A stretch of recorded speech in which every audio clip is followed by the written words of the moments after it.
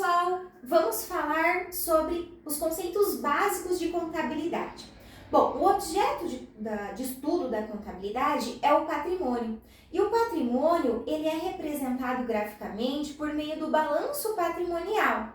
E como que é realizada a estruturação do patrimônio? Bom, do lado esquerdo nós temos os bens e direitos, que pertencem ao ativo, é a parte positiva da empresa. Do lado direito nós vamos ter o passivo, que são as obrigações da empresa. A diferença do que a empresa tem, que é o lado positivo, o ativo, e as obrigações, o passivo, que é o lado negativo, é igual ao patrimônio líquido, que é a equação patrimonial da empresa, né? Do balanço patrimonial. Então, a diferença do que a empresa tem para o que ela deve resulta no PL, patrimônio líquido, ou também chamado de situação líquida patrimonial, ou também de capital próprio. E esse patrimônio líquido, ele pode ser positivo, negativo ou nulo. Porque quando a empresa tem mais bens e direitos do que obrigações, significa que a situação dela é positiva. Quando a empresa tem mais obrigações do que bens e direitos, a situação dela é negativa. E quando os bens e direitos são exatamente iguais às obrigações, nós temos uma situação líquida nula. E aí, nós denominamos as obrigações, o passivo, também como capital de terceiros, que são as origens de recurso da empresa. Essas origens podem ser tanto por meio de capital próprio, como por meio de capital de terceiros. O capital próprio, ele pode ser decomposto da seguinte forma, por meio do capital social, que são os recursos que os proprietários investiram na empresa, ou por meio do resultado que a empresa ofere no final do exercício. Esse resultado que a empresa ofere no final do exercício é obtido por meio do confronto das receitas e despesas, que são representadas na demonstração do resultado do exercício. A estrutura deve seguir o que está nas leis que regem a contabilidade. Então, eu sigo aqui a receita líquida menos o custo das mercadorias vendidas, menos as despesas operacionais, mais ou menos outras receitas e despesas, igual ao resultado líquido.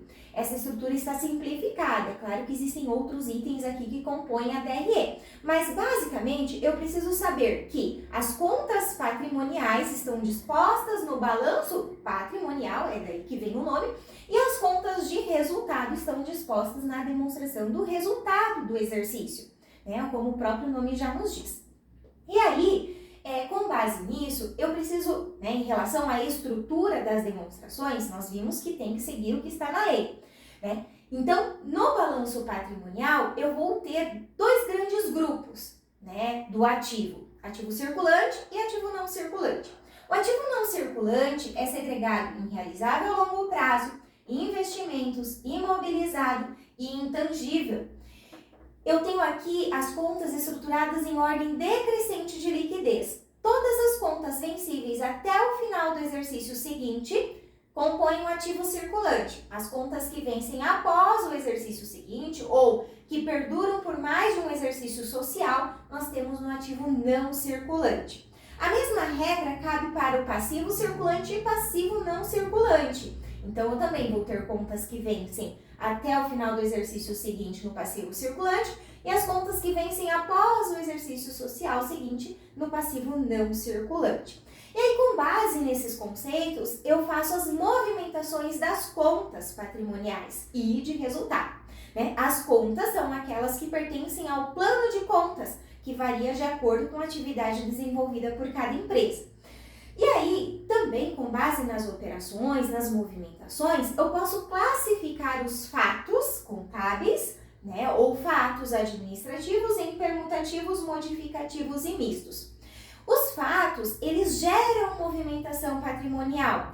Em contrapartida, os atos contábeis ou atos administrativos não geram movimentação patrimonial. E aí eu tenho como exemplo de atos administrativos a assinatura de um contrato de compra e venda, posso ter a cobrança de títulos, né? Posso ter a assinatura de qualquer contrato com a empresa, ou a contratação de um funcionário até mesmo, né? Porque daí não gera também movimentação patrimonial, porque o funcionário precisa prestar o serviço para então a gente ter um fato, né? E aí, com base nisso, os fatos permutativos, né, que geram modificação no patrimônio, e o patrimônio, lembrando, são os bens, direitos e obrigações da empresa, nós vamos ter permutativos que não alteram o patrimônio líquido. O que é o patrimônio líquido? É a situação líquida patrimonial, é o capital próprio da empresa, que é composto pelo capital social, reservas de lucros, prejuízos acumulados. Existem outras contas aqui também, mas de forma resumida nós temos assim.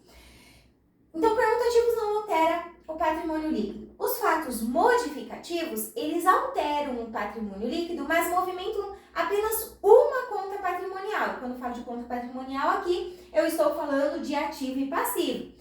E aí, qual que é a diferença para o fato misto, né? O fato misto, ele também altera a situação líquida patrimonial, mas ele vai movimentar duas ou mais contas patrimoniais, ou seja, de ativo e passivo. É o combinado, né, do permutativo e modificativo. Bom, nós vimos aqui os conceitos. No próximo vídeo, nós vamos ver como que acontecem as movimentações patrimoniais e como nós classificamos os fatos, então, em permutativo, modificativo e misto, tá bom?